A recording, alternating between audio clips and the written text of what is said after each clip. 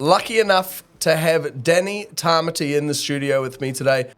Consult, communicate, collaborate, contribute. That's what I'm all about, contribute to society and to communities and collaborate with others that you know, like and trust. I think it's really critical and really important that more of us do that. What was your first job in mining? So my first job was running a wet mess. If a company is out there looking for a CFO or a COO or person... We get that all the time. And then you go out and find the unicorn, have the conversation, dangle the carrot and hope like hell they grab it. Pardon? 8 days on, 20 days off. How? So that's what job share looks like. 8 days on, 20 days off. Sign me up. Right?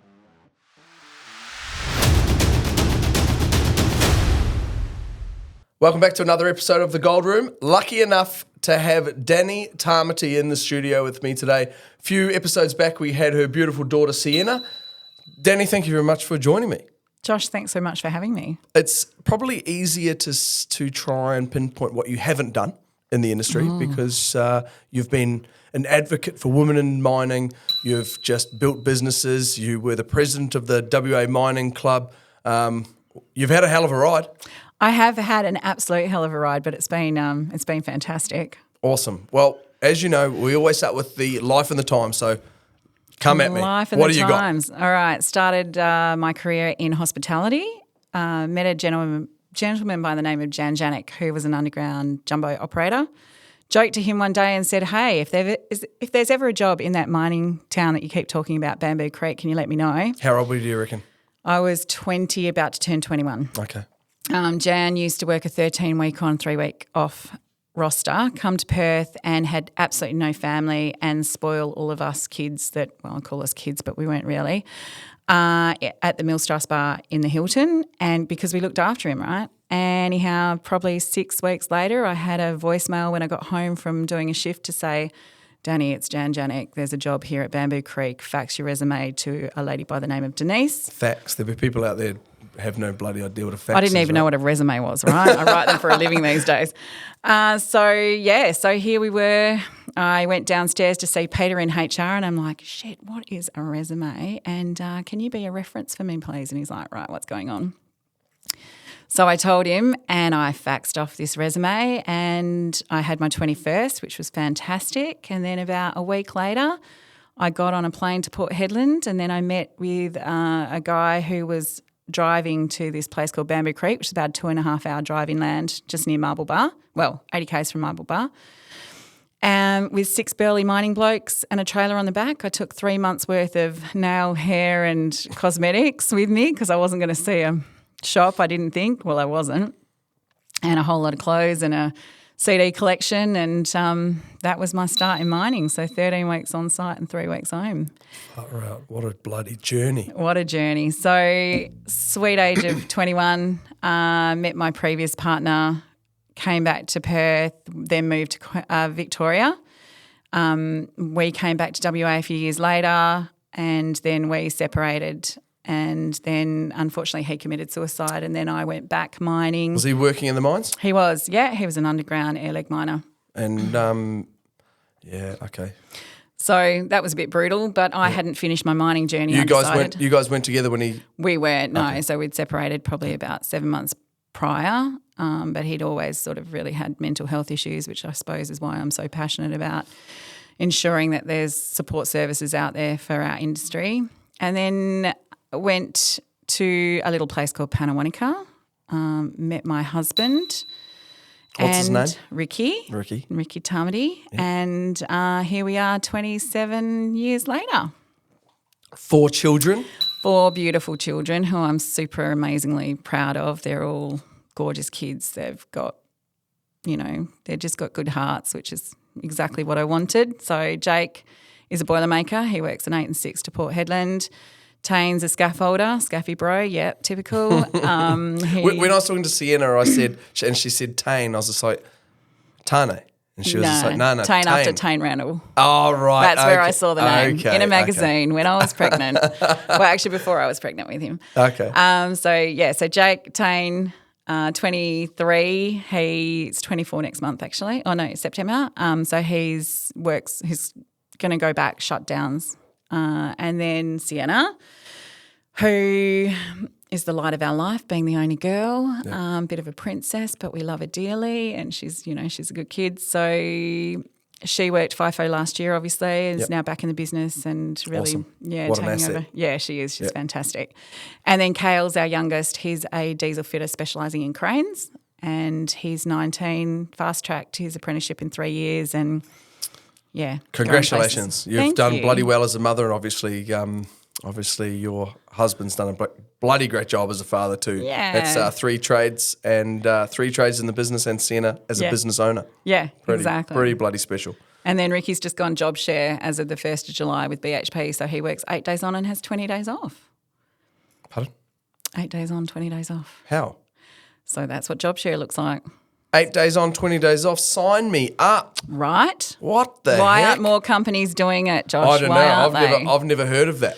It was very popular, very, very popular in sort of like from 2007 onwards for a while there, allowing women in particular to come back to work and share a job with other women or other men, doesn't matter, but just be able to sort of, have a career and have a lifestyle as well. And I think more companies need to really adopt that.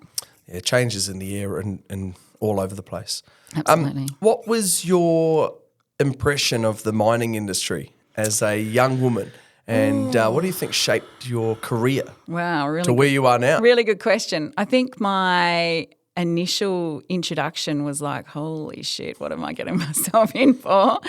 But I was really fortunate that I had some really like close male friends, and they were just friends that sort of buffered me and guided me and looked after me in that first stint.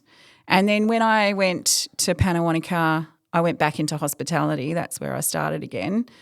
And then I found that I was pregnant with Jake and wanted more, so took on an admin role, or lots of admin roles actually. I was a contractor at Panawanika, and so I think the fact that I was able to move through different areas on site gave me such a huge advantage from a recruitment point of view when I was finally tapped on the shoulder and asked to be a recruiter, because I physically and, I'd been in that space. I knew what MEM did. I knew what emergency services did. I knew what dewatering did. I knew what reception and mine manager, looking after the mine manager and all of that. I knew all these different areas on site because I'd physically worked in those departments. Important. And I think, having boots on ground experience was beneficial from a recruitment point of view because of that.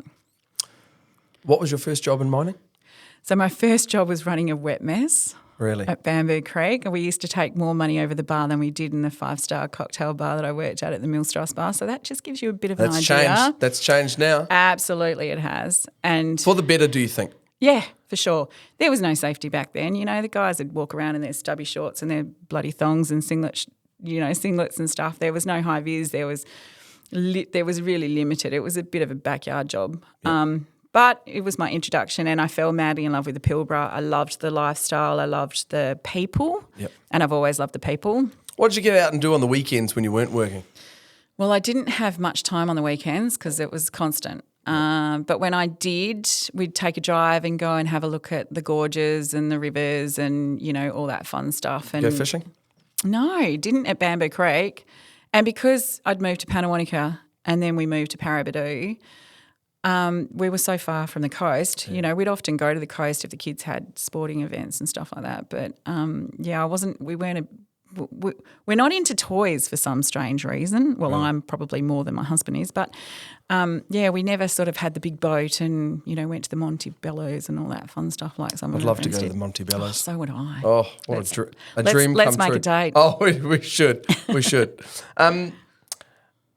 You've worked across so many roles in the industry. Do you have a favourite? Oh, I did love working on site.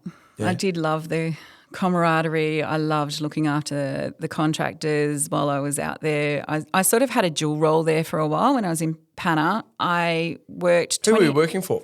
I was working for Drake International. They gave me my first kicker in recruitment. Yep. So I was a contractor through them and they said, listen, we need somebody in town who knows everybody, the supers, the superintendents, the contractors.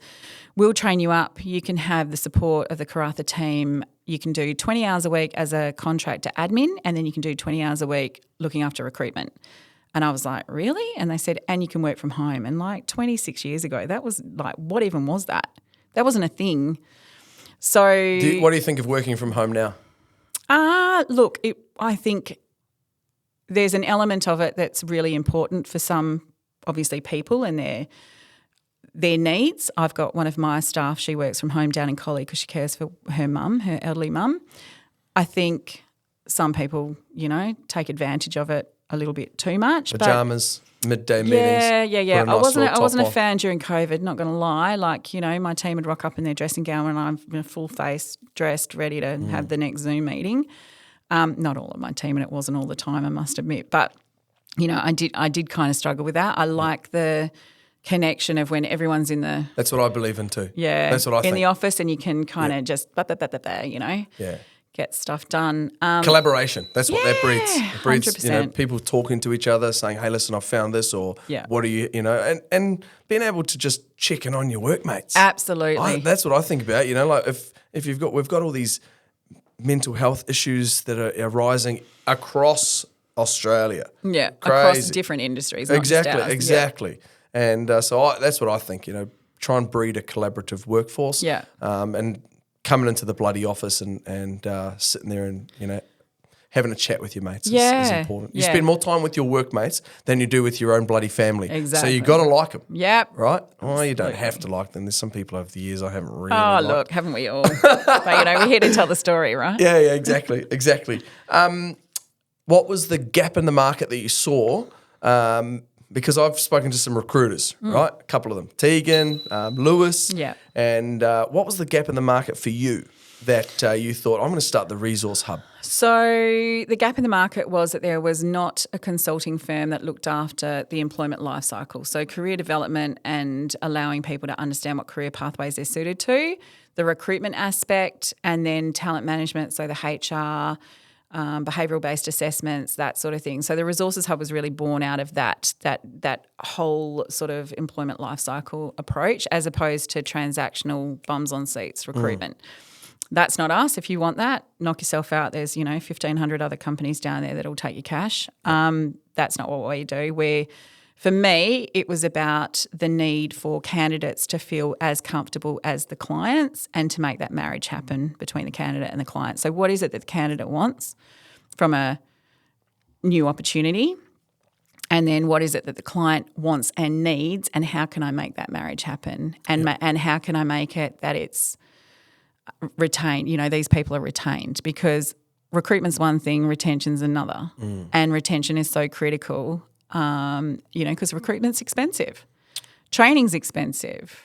So I really wanted it to be, suitable for candidates and clients, and that we communicate with everyone. Somebody sends us a text message, we get back to them. Somebody sends us a LinkedIn message, we get back to them. You send us an email, we're going to be on top of it. And that you can feel like you can reach out to us at any time and go, hey, listen, I'm up for my new challenge. Can you let me know what that looks like? Really? So people already currently in jobs, they just call you up and say, hey, listen. Yeah. I recently had a client actually who said, I'm bailing, what have you got? And I went, okay, leave it with me. White collar, blue collar? White collar. Oh. White collar. But, and, we work across all realms, but white collar, just not happy, had been there for quite some time, and fingers crossed, I'll introduce him to one of our favourite clients. And you've got the bloody happen. connections, Dani, don't you? Far out. If I saw anything at the bloody WA Mining Club luncheon the other day, that's certainly what I got from it. Bloody hell. Everyone knows you, everyone likes you. Oh, well, what I'd an like awesome to think place so. to be. Not everyone likes me, I'm sure, but, Well, I didn't see anyone that didn't want to come up and shake your hand yesterday. True. That's pretty awesome. Thanks. Actually, I do have a question. It's not on there. I did hear something. And maybe we can cut this if you don't want to talk about it. But I heard that in white collar recruitment, if a company is out there looking for a CFO or a COO or one of the top trilogy, they will contact a recruitment company and say, hey, listen, this is exactly what we need. Go out and hunt that person We get down. that all the time. And then you go out and like Have the conversation. poach. Find the unicorn, have the conversation, dangle the carrot and hope like hell they grab it. Wow. It's fun. Yeah, It's great. It's like, when I heard it, I was it's what just I like, wake up for shit, every day. That's ruthless. That's Oh, you know ruthless. what? But you got to keep your people. You got to keep your people happy, I suppose. And if someone's willing to, if you dangle that carrot, and then someone wants to have a little bloody nibble, Yeah. then And you'd be surprised. I'm doing a role at the moment in Brisbane for a technical role with a partner of mine who owns her own recruitment company in Brisbane. And we've reached out to several people who weren't actively looking, and they're like, oh, yeah, I'll have a conversation. And now, I've got 7 interviews lined up this afternoon after this. So we'll see whether or not any of them are keen as mustard, and then we'll see if they're suitable to the client, and then we'll, again, make that introduction and hope it sticks. big bloody businesses need to watch out for you, I reckon. No, I don't know about that. no, I'm joking. I like it. I never tread on anyone's toes, that the industry's too small for that. Oh my God, it is. It's huge, massive, amazing industry, but it is certainly small, Especially in the business of people, right? 100%. And that's what I mean, the business of people. Yeah. You started the Resource Hub in 2012? November 2012, I had worked for a large international recruitment company setting up their mining Who were resources they? division, a Deco group. Oh, yeah, okay. Not going to lie, it was probably one of the most brutal roles in my life. Met some fantastic people that I'm still in contact with today. Did you poach any of their staff to come and work with you? That was really although admirable. I just had a colleague contact me today and said, I've got a PM in Karratha, I'll send him across. So I work in conjunction with other recruiters. Yep. I like that about that industry. Well, you know what? We don't like to collaborate. We don't like to even collaborate with our own team members, and that I found really difficult because I'm a huge come in, let's have a group hug. And so again, it's on my banner: consult, communicate, collaborate, contribute. That's what I'm all about. Contribute to society and to communities and collaborate with others that like and trust. I think it's really critical and really important that more of us do that. And it's great that I'm seeing, some up and comings that are like, yeah, I want to jump on that bandwagon and I want to join forces with you and let's do this together, because it's easier to collaborate than it is to lose a client, or it is to, send it to another recruiter who's just not going to service the client like you will. Yeah, that's right. You've always been a strong advocate for diversity in the workplace. Obviously, you're getting in there young in the mining industry and seeing it evolve. Yeah. Go into a little bit of workplace diversity and from what you saw in the early years to where we're at now, because I think in 10 or look, everyone wants everything to happen right now. The change has to happen now. Not going to happen. Everything is. It's just it's a slow burn. But in 10 or 15 years, they will. The BHPs and all the big players that started. The pushing diversity in the workplace, more women in mining. I think it's great. As long as it's the right people getting the right job. 100%. Right? Could not agree more. And I think the big players look. They're doing it. Are they doing it well?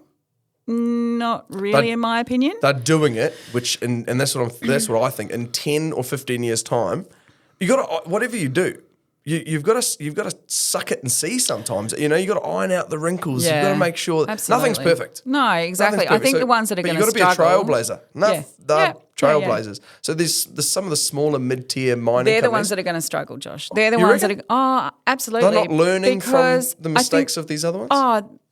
Well, they probably are, but the problem is that the other ones have the money, right? And they have the backing and they have the training and they have the development and they have the career progression. Whereas the smaller companies, they might not necessarily have that at their fingertips. So what's going to make a candidate want to go from a BHP to an IGO or a Goldfields or something like that? It's kind of, I think those smaller companies, and it's not just mining companies, it's contract service companies too, right? Because contract service companies make up probably 70 to 80% of our industry when you think about it. Yeah. The actual mining companies is like here, the contract service companies is here because we service those businesses and those organisations, whether that be the miners or the suppliers. So I think there's a lot of people, a lot of companies that are doing really good things. I think more and more companies need to ask their employees, what can I do for you that's going to make you want to be here, that's going to make you retained, instead of second guessing and just thinking that ticking a box and having a quota is where it needs to be. That's not necessarily the case. And I think from a female point of view, and there's more and more conversations about this too, is that, and I know, having 4 children, I was a contractor through each and every pregnancy. I never once did I get maternity leave. So the minute I stopped to go and have my baby was the minute the money ran out, until I was able to get back out on site. Fortunately for me, I had a husband who's very hands-on, still is today. So I was able to get back out there because I've always been a worker. I've loved working and still do. Too. Yeah, you know, it makes me get up in the morning. But I think, you know, as women, we're now also having to care for aged parents. So we have this stop-start kind of scenario in our life a lot of the time, more so than men, I believe. So we have to stop-start when we have kids, and then all of a sudden we've got another window of maybe 10, 12, 15 years, and then potentially we're, you know, navigating what that aged care looks like for our elderly parents. And that's not everyone. But I think that needs to also sort of be brought to the fore and be made aware of from a company's perspective. We did take a little segue. We'll bring it back to diversity. Sorry, diversity. We'll bring it back to diversity. Obviously, So what have you seen, you know? What have I seen that's worked well? Yes, that's right. Job share.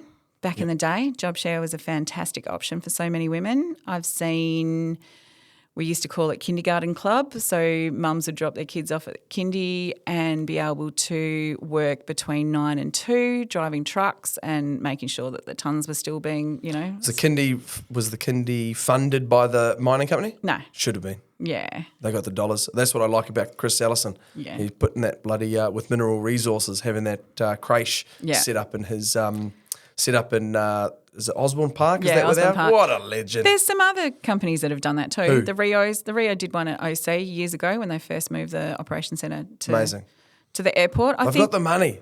They've got the money. Yeah. They've got the resources. They've got the room. But again, are they listening to their employees? That's the kicker. I don't know. Do the survey. Listen to your employees. What is it that they want, you know? Yeah.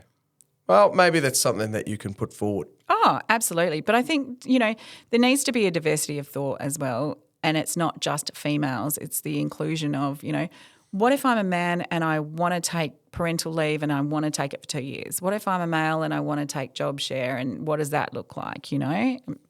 Delete my face change out of that. The only reason I say that, the only reason I did that, I just put myself in that. I was just like, I would never be able to take maternity leave. Why not?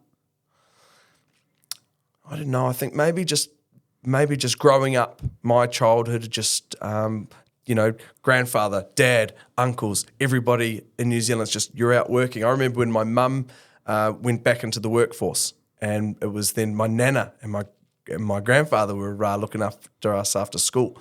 I don't know. I just would never. I remember I was working in Kalgoorlie 13 days on, 1 day off, and when my youngest was born. And I remember getting the phone call, I've got to get back to Kalgoorlie. And then I said to the supervisor as I was leaving site, I was just like, mate, I'll be back. I won't have more than 2 weeks off. So I went home, and I remember because I said to my partner, she was like, oh, we've got no clothes. So on the way in we've got no clothes for the baby. We need to go to the hospital. I was just like, okay. So I stopped off at Kmart and bought clothes to take up to the bloody hospital. Because we never found out with either of the kids what we're having. So I wasn't painting rooms yellow or pink or blue or rainbow. I was with Sienna, but anyhow. Yeah, so look, each to their own. And I do understand. I wouldn't judge anyone. If I was out on site and someone was, and there was a dude taking maternity leave, paternity leave. I wouldn't judge them. Yeah, I wouldn't judge them at all. I think my situation was different. My nan she worked all of my life. My grandfather pretty much looked after us. My mum's an only child. My mum worked school hours when my mum and dad separated, which again back then was not a thing. It wasn't common, but she fought for that. But my nan and my mum are two of my biggest not only two of my biggest supporters, my nan's now passed away, but, like I used to see my nan get up and get ready for the day and catch the bus, and she worked for that same company for 38 years, and she'd get home and then, Pop would have dinner on the table, and like it was a real sort of role reversal. So it's nothing unusual to me. And now, like, hubby's on 8 days on, 20 days off, and my dinner's on the table, so that's good. I wish someone was putting my bloody dinner on the table. Instead of going through KFC. No. Wow, I do love KFC. Usually it's in Kalgoorlie if I'm there. Yeah, fair enough. Okay. Talk me through the Redundancy Rescue program. Right, Redundancy Rescue was born. I was driving down the hill. I live in Parkerville in the hills. I've been to the Parkerville Tavern. Oh, my girlfriend and her husband used to own that. They've just sold it recently. Yeah, great place. Yeah, but awesome. I live about 7 minutes from there. So I was driving down the hill. A whole lot of my friends were made redundant from Rio Tinto, and they didn't know how to navigate getting a new job because they'd worked for the company for 15, 18, 20, 22 years, and they were like, oh, what do I do? And I had a friend at the time who was a financial educator, and I was like, imagine if I set up this kind of collaboration with Ruth, because these people get paid a ton of money, right? But they don't often know what to do with it. So they'll go and buy a new jet ski or a new Commodore back in the day when you could, and, and they wouldn't look at how they could, I suppose, manifest it in a way that it would be ongoing if they were out of work for 6 to 12 months. Mm.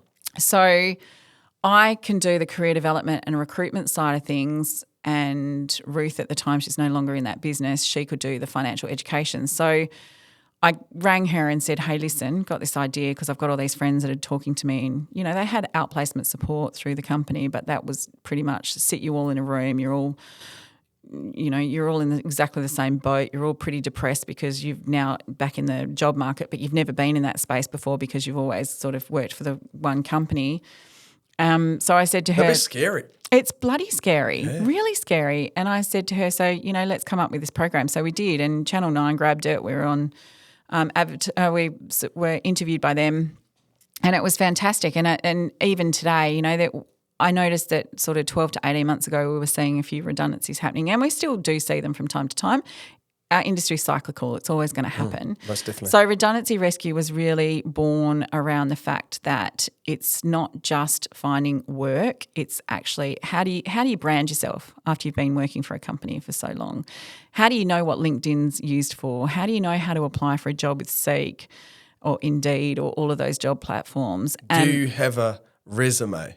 Do you have a resume? And do you have a right years. resume that's going to parse into an applicant tracking system that's going to have all the keywords that us as recruiters and hiring managers want to see? So it was kind of, it was pretty much that. And then, like I said, Ruth was able to provide the financial education piece, which was really important because otherwise these people would have just gone and, blown all their dough and then gone. I remember once I had this guy ring me up. He was a Boilermaker, and he's like, I'm literally sleeping on the couch of my mother-in-law with my wife and 5 children. Please, I'll just go and do a TA job. I don't care what it is, but I need to get out working. And these are the people that don't really know what they need to know. Mm. I want to go into my passion, which is the Core Learning Foundation. Oh, my passion too. Yeah. So I've been on the Core Learning Foundation journey now for 7 years. I knew Susie from way back when she invited me along to a Kent Street Women in Mining event, which I attended. I just pretty much set the business up actually. And I thought this is fantastic because we're teaching these kids from a young age about mining and they have a choice because most kids just think you drive trucks or you spin spanners or, make big rocks into little rocks is what I got told last year at IMUC. I like the dance that they do. Yeah. She's pretty out there. So and then I was at an industry event. Susie introduced me to Christian. Christian lives up the hill as well. We caught up. Hey, guys, I'd love you to join us. This was in its infancy. We didn't really know we did. We had an idea of what we wanted to do and infiltrate for Core. So I've started as the social media and marketing person in amongst my business and managing all of that. I don't know how you do it all. Oh, at the time, neither. Well, now I don't know.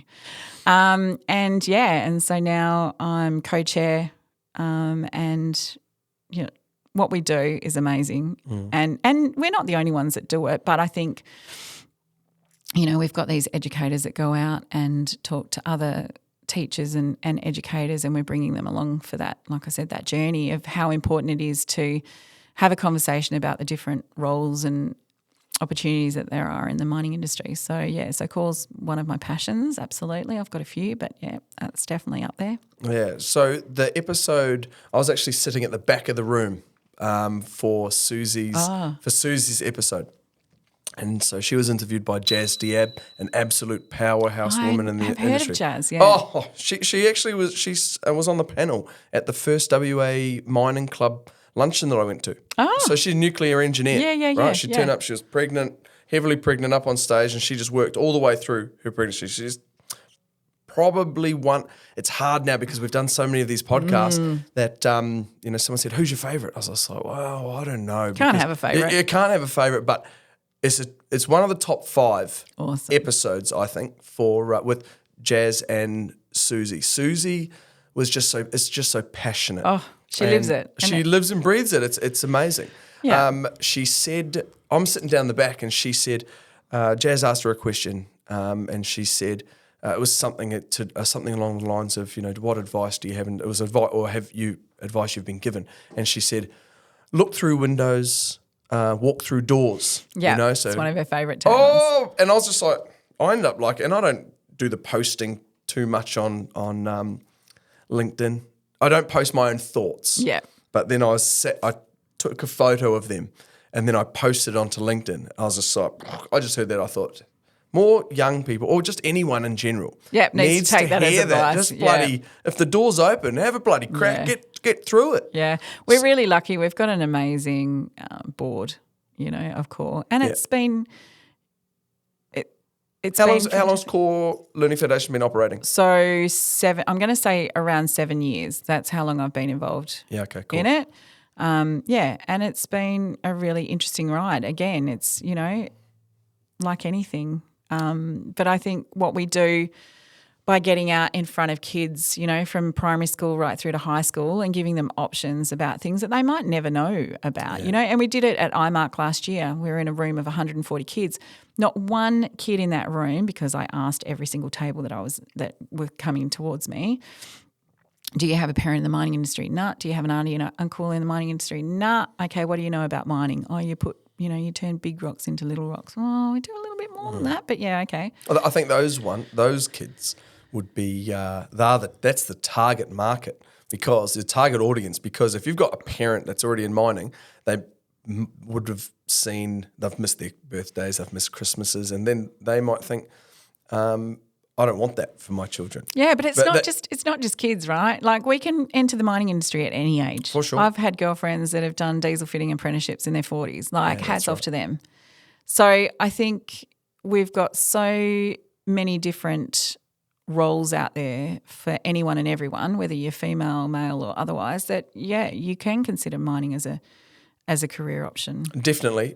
What I mean is getting these young kids at school, earlier the better, understanding how important mining is for Australia and for the future. Yeah, and it's the last day or two I've had 2 conversations about the fact that friends of mine's kids have wanted to go to uni, and then they've gone, well, you can go to uni or you can go and get an apprenticeship and you get paid as an apprentice, and then at the end you don't have a HECS debt and you're not paying that off for... We spoke about this the other day. Yeah. So, horses for courses, but some people aren't wired for uni. I'm not wired for uni. I couldn't think of anything worse.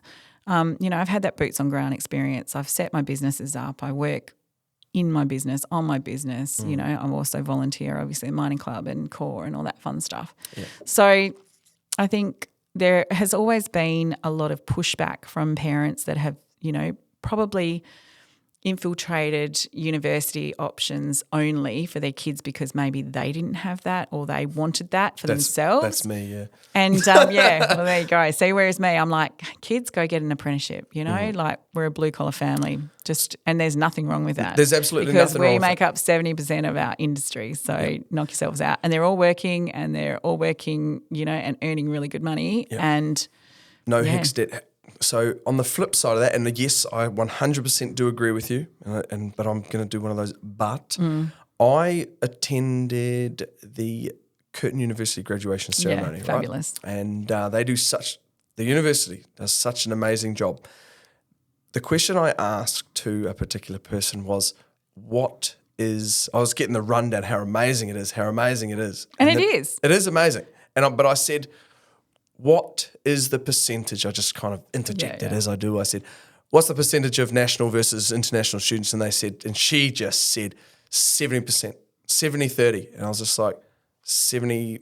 And then I asked the question, is it 70% international students because they're paying more? Do we want more? And if that's the case, great. But I thought, why can't we flip that round? And what are we doing to flip that round? Because for sure, I think if our education system here in Australia, if our universities are the pinnacle for mining, and everyone's coming over here, and that's great. We do need them, but we also need our own students, our own countrymen and women to get involved, to become, process managers, and they've got the degrees, the metallurgy. There's so many mining different engineers. Look, I've got lots of friends that are technical, have technical university degrees, and they're fantastic people, and we absolutely do need those. Yeah. Still. So that's what the Core Learning Foundation is aren't they? We're across the board, absolutely. Getting to these kids at an early age. To try and find some of these kids that are passionate about science, and then try and drive them but just say, give them options. Exactly, give them options and opportunities to consider. I mean, it's like we now no longer see manufacturing in Australia. Like, what have we done? Because now we have to. It's done. It's totally done, but it shouldn't be, and we need to bring it back in my perspective. I don't but are we going to? We're doing it in little bits and pieces, but not to the degree that we did previously. I said this the other day to someone when they asked me, and keep in mind, I'm not a smart nor educated man. I'm just a bloody electrician. But I said, if you are the owner of a company, a large company, and you are looking at quotes and tenders for building a monstrosity building, are you going to buy green steel at 10 times the cost of steel out of China, where it's all coming from? If you have stakeholders and shareholders in your company, what are you there to do? Yeah. You're there to make sure that you're giving them the best opportunity to make money. Yeah, absolutely. And if you're looking, and maybe that guy from Atlassian, whatever his name is, can't remember right now, Mike Cannon-Brookes.